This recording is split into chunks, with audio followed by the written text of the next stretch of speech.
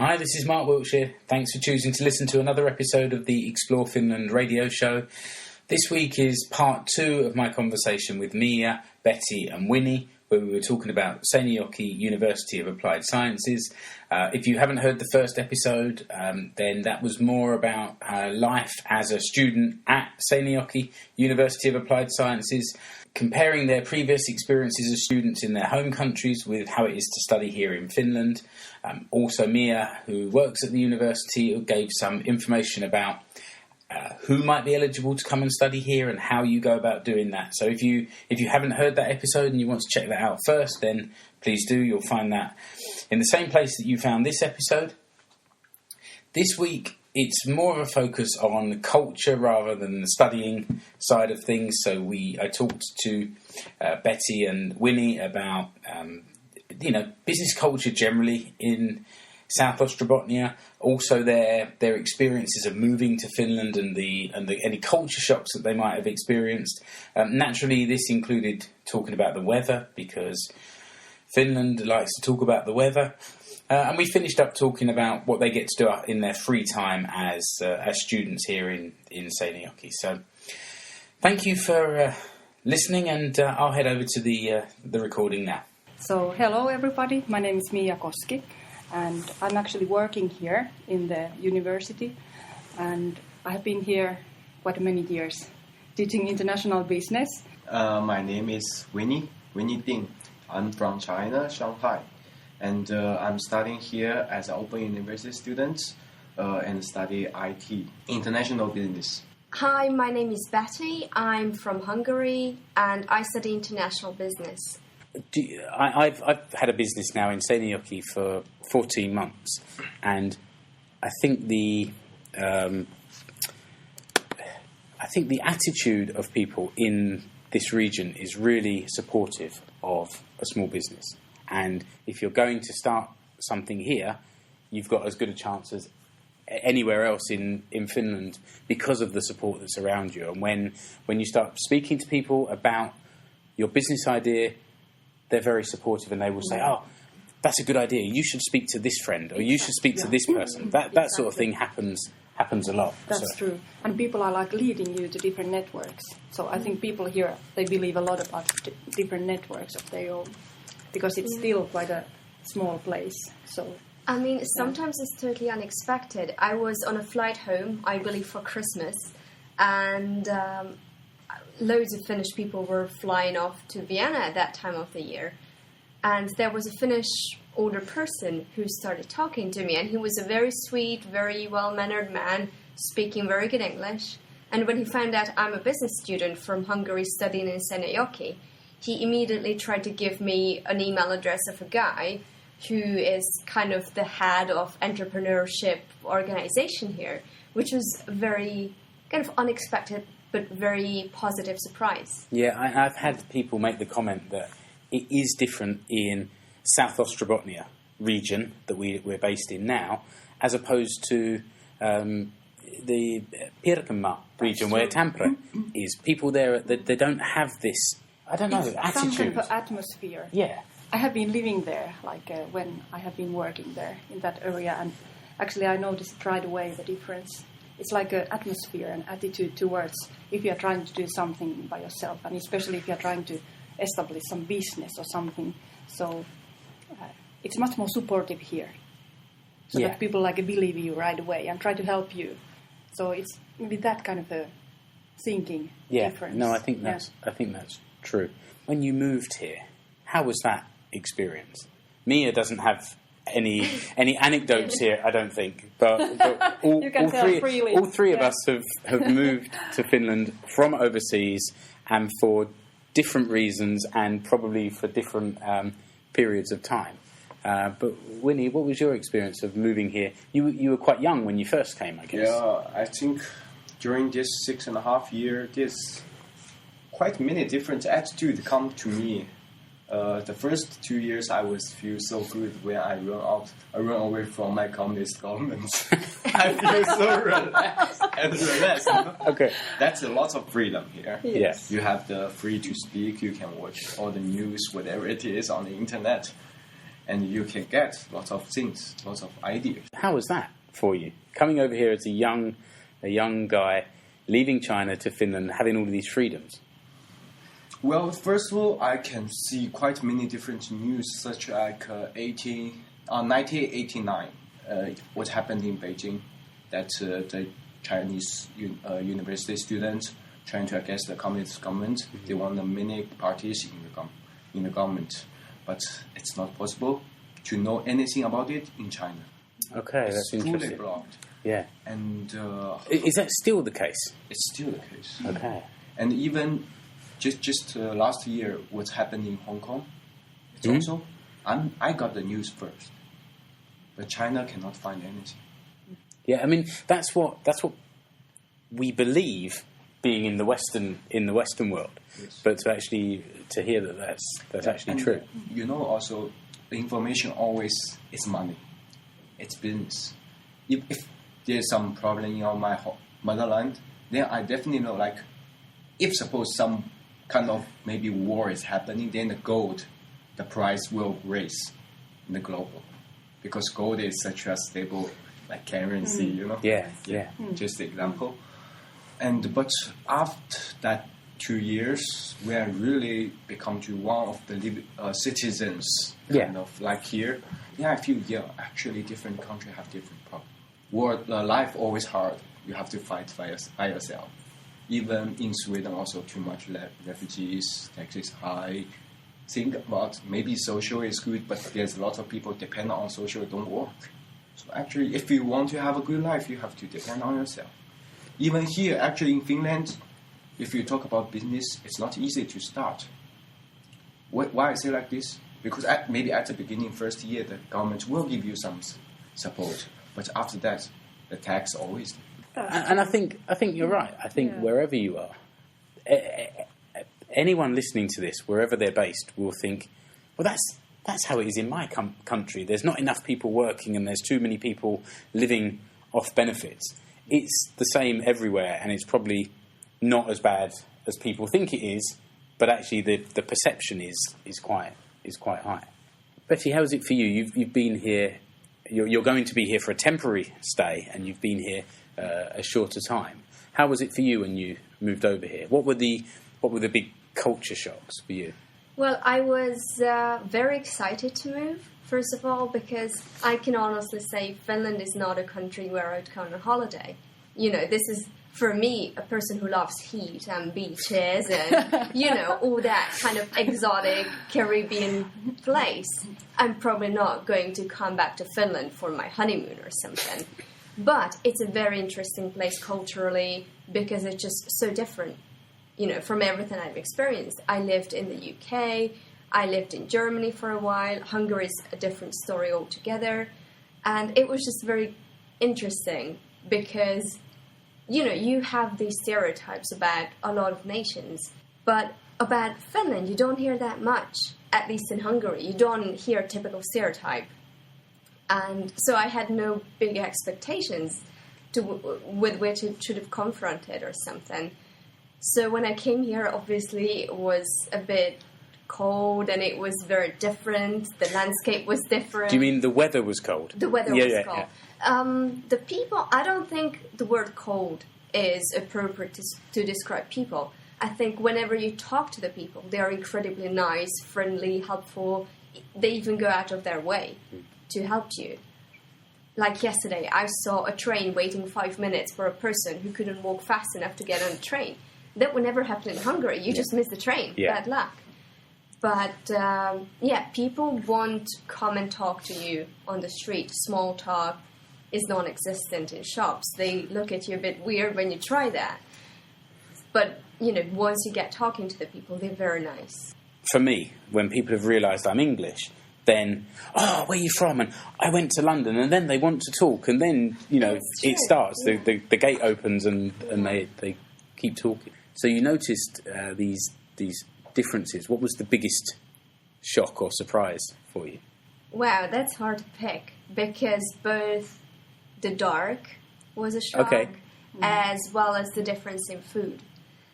Because, you know, people tell you you're going up north, be prepared for the dark months in the winter, and it's going to get cold. And, you know, mentally I thought I was prepared. I was not, you know, and I'm a bit emotionally wobbly at times when I feel, you know, everything comes together. You don't have a good day at university. You have a fight with a friend, whatever. And it gets dark at 3 p.m. Mm-hmm. Like, when you put it all together, for a person who hasn't grown up with this, it's very shocking and can be rather depressing. Mm-hmm. But in the past week, we've had beautiful sunshine, so I'm all happy. Yeah, it's sunshine, but it's still around sort of 3 or 4 degrees plus, and it's not warm yet. That's true. Well, it's warm for a March in Finland. That's true. And it's a shame, you were saying before we started recording, that you're going to Spain for the summer, because the summer here is beautiful and it does get warm, and I've had some summers where for 3 months I've been wearing shorts. Wow. And every year I can't quite believe it's ever going to get warm enough from the middle of winter that I'll ever wear a pair of shorts again, but every year it does happen. Yeah, you should have here one Nepalese guy here last autumn, like he had been studying here 1 year, and I can imagine that he also thought that it can't be so hot here. And actually, he was so surprised that, oh my God, it was so hot that it's never so hot in my home city in Nepal, because there's a wind. So there's something, so there's always some kind of a wind. So I didn't know what to do in my apartment. I opened all the doors and windows and I couldn't stand that. And I was like, You must nice. You must get these kind of anecdotes and experiences from people from all over. Yes, all over the time. Like, I'm teaching the African guys how to dress in winter time because, of course, their mom haven't taught them how to do that, and you can't learn it so quickly.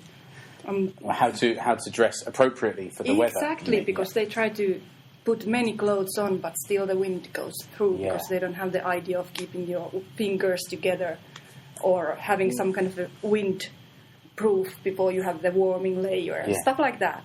So it's interesting because when I first moved here and I saw adults walking around with what we call mittens, which is, you know, gloves with just the one hand, I thought, what is this strange kind of childish fashion that people are wearing? And then I bought thick gloves with the fingers, and then I realised my hands. I did. Yes. And now I have 2 pairs of mittens. Yeah. But how could you know? Your mom hasn't taught you that. Also, same thing. If I go to Africa, I'd probably die there for this worm because I don't know how to deal with that. And they have to come and teach me what to do. And I have also taught to these guys from Africa that you can't survive here without long underwear. Yeah, you can't avoid true. it. You have to have many pants or trousers all over each other. Yeah. What about you, Winnie? Well, actually, I got the weather shock because my first job, I was posting newspaper in the winter time. Okay. And riding a bicycle. So later, some things teach me that just hiding some whiskey with you. Yeah, that's probably not the best advice if you're in the cold weather. Drink whiskey, because you could get lost out there in the cold if you get too drunk. How much whiskey? Yeah, this is true. Yeah, it's true, and it's quite normal actually for. I don't know if they're students, but certainly you often see immigrants, non-Finns, doing those kind of delivering jobs with the newspapers and things like that. So you're not the first and probably won't be the last one. Yeah, but especially I was in Lapland to post a newspaper. It was -35. You know? Yeah, that's true. And also that back to Betti, you're here this year. It hasn't been this cold. It hasn't been so cold this year.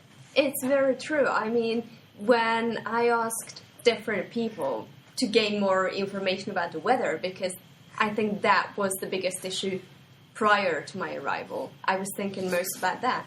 And some people said, oh, it can get, -35, snow in May. And I was shocked. And I started doubting my own decision coming here. Because, I can manage with the weather we've had this winter. Not ideal, but I can live through it. But if we had -35 for months, I think I would have had real trouble. Yeah, I don't think I've known it get down to -35, but certainly at least -30. Not for a very long period of time, but even a day or two. It might be like 1 week is a lot. Yes, it's not never so. But it hasn't been like that Time. for maybe 2 years now. The last 2 winters have been quite mild. That's true. And this one is finished. It's finished early, really. Spring is here now. So And globe is warming, so we never know. this is true. This could be a tropical part of the world. Yeah. One day. We're just getting our stake in the ground now. This is my part of the world now. One day. And in 15 years, you never know. You could... In 15 years, it might be warm enough for Betti to move back here, or even to have her honeymoon here. You never know. While you're in SeAMK, outside of study, what do you do? Winnie, what do you do in your free time? I have lots of part-time jobs. Lots of part-time jobs. I could say that. Actually, I'm working with a game company right now. Okay. As a marketing relation manager. Okay. And they have maybe published the games, phone games, in China. So I'm talking a project for them. How did you make contact with this software company? Was it through the university? Yeah, that's the funny part. That in Finland, people like to tell the opportunity to each other. They are not hiding. When they know the information, they like to tell. For example, I just know a few of the people in Gulika, and suddenly they find someone come to me and find me that we are going to have some game software. I want to publish it in China. Could you please help me to do that? So I just give the advice.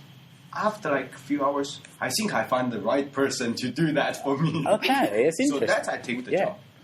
So that's why I feel that opportunity here is much more easy to find. Because people are think the mind is straight. They want to talk to each other about what they know, the information, especially the business here. Betti, back to my question from about 10 minutes ago. Is what do you do outside of studying and being in the college here, in the university? It's interesting because SeAMK compared to my hometown is bigger, but compared to where I spent, the late teen years of my life, is a lot smaller because Bristol is a fairly big city for a small-time girl like me. So the opportunities to kind of have fun or go to a museum or do something social are more limited. I sometimes go to the library here because SeAMK has a beautiful city library. I love it. It's great. Actually, I recorded a episode of my podcast where I went for 2 episodes where I went for a guided tour of the Alva Aalto Centre here in SeAMK, and one of those episodes was talking very much about the libraries, and it's an amazing place. And soon the old library will be opening as well, and so we'll have 2 amazing libraries right next door to each other. Yeah. I don't live here on campus. I live in Kolukatu, which is also kind of a campus. So the library is not far from me, and I, try to exercise as much as possible.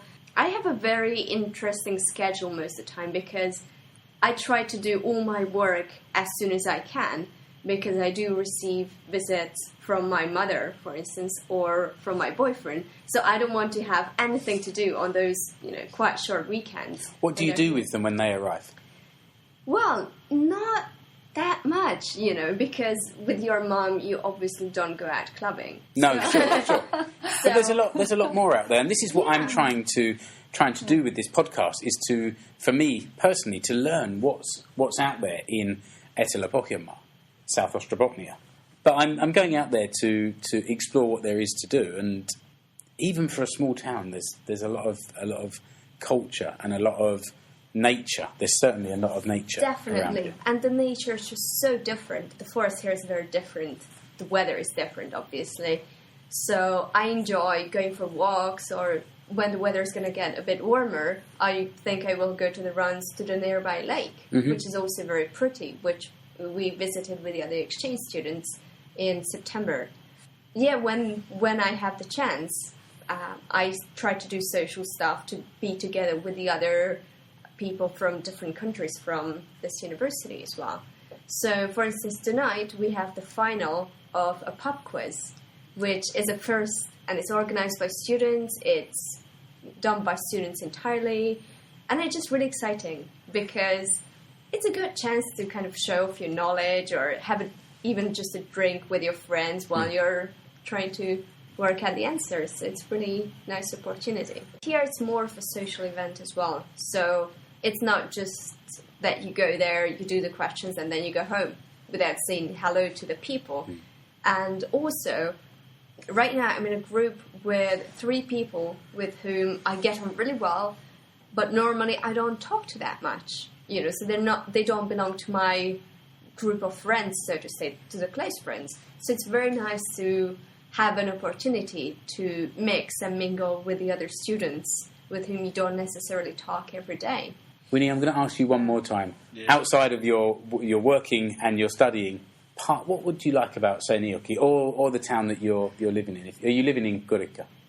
Yes, I live in Kurikka. It's about the time in Finland, especially in the autumn time. I have been hunting before. Okay. But basically, I was in SeaMK hunting, and basically I was just like a hunting dog because I don't have the license to take the gun. Okay. But it's really fun to have some activities like in the forest because I born in Shanghai, grew up in Shanghai. Okay. I saw everywhere is buildings and high buildings only. Like the modern cities. So it was really fun. Like when we go to the forest, there's like a crowd of the mosquitoes, and my friend always make the joke with me. I know Finnish mosquitoes also like Chinese food. Yeah. I think those Finnish mosquitoes are not so fussy. They will eat almost anything. They've certainly had a few lumps of me over the years, and also it is possible to go into those woods without shooting things. There's plenty of things to do. Quite possible to go there and collect sort of fruit and berries and things like that. And with the fire on Christmas also. I have like 6.5 Christmas. And 5 years I was being different family. They would like to invite me to go. Okay, and my family is not here. Yeah, I would that's like to have the Christmas dinner with different families and talk about what's happening. And they probably think that they have to invite you because nobody should be alone when you have Christmas. Yes. Yeah. I like this culture a lot. But I just wanted to ask you, Mia, and thank you for arranging this today. Thank you, because it is really interesting event, and it's nice for us also to take part of your podcast. Yeah, and Winnie and Betti, thank you for joining me today. Mia, if there are people listening to this overseas that are interested in maybe studying in Finland or particularly here in SeAMK, where can they go? Are there some particular websites that would be useful for them to? Yeah. So if you are studying already in some university of applied sciences or university, you can apply here as an exchange student. Okay. And you can study here, for example, semester or 1 year. And if your university has a contract with us, so you can do the double degree, which Betti talked about. But if you have not any degree, so then you can apply here as a degree student as well. And those will be done. I guess they have this entrance examination in 13 countries, actually. So that is one where you can do the exam, even if you apply, of course, via the internet pages. So you apply at certain times. What is the website? Where can they find it? You can find it like www.seamk.fi. That's SeAMK. .fi. Yeah. And then this /. Yes, good. And then EN, like English. Yeah. Okay. So that's seamk.fi/EN. Will take you to the English pages for SeAMK University of Applied Sciences. Yes. Okay. Thank you all for joining me. I appreciate your time. Our time today is finished. I just wanted to say one final thank you to Mia, Betti and Winnie. They gave me an hour of their time. I was able to turn that into 2 podcasts, so I hope they're as pleased with that as I am. I also just wanted to remind you this week about subscribing to my mailing list so that every time I release a new episode of the podcast, I can send you the show notes by email. You don't need to then log into the website. You can have them arrive in your inbox every time a new show is released. Just wanted to give a mention to a few people who have signed up recently, to Bob, to Kirsti, to Ken, And to Sue, thank you for joining up. And if you think that any of your friends would be interested in following the Explore Finland radio show, then of course I'm on all the social media, so on Facebook, on Twitter, on Google+, also on Instagram. Generally, there's different things getting shared on different networks, so if you're on one or two, then feel free to join me on both, and you might see some different things going out on there. Also, you can, on my website, you can subscribe to the website itself, and some people are actually following me through the website, and every time I publish a new article, they will get automatic updates to let them know that something new has come out. So if you want to follow me that way, that would be great. And remember also to head over to iTunes or Stitcher Radio, wherever you found this, and to rate, review, and subscribe to the show. All of these things help me to reach out to more people, and that's what I'm trying to do, trying to get as a larger audience as possible. So thanks again for listening, and until next time on the Explore Finland radio show, goodbye.